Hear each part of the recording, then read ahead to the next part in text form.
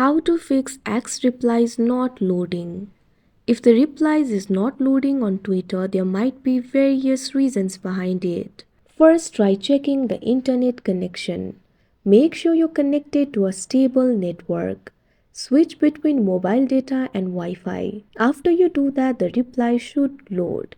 If it still does not load, there might be some bugs in the application. In that case, you'll have to update the app. Open the Play Store of your device. Tap on the search icon that you can see at bottom.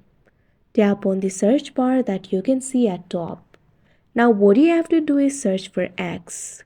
You'll be able to see the results over here. Find the application for X. Tap on the update option right next to it. Once you do that, it will be updated. The bug should be fixed and your problem should also be fixed.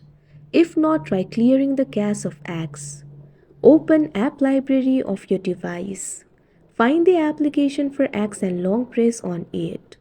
Tap on the option App Info. Now tap on the option Storage and Cache. Tap on the option Clear Cache. Once the cache has been cleared, your problem should be fixed. If not, try uninstalling the X application and install it again. Once you do that, open the X application and try loading the replies. Your problem should be fixed now.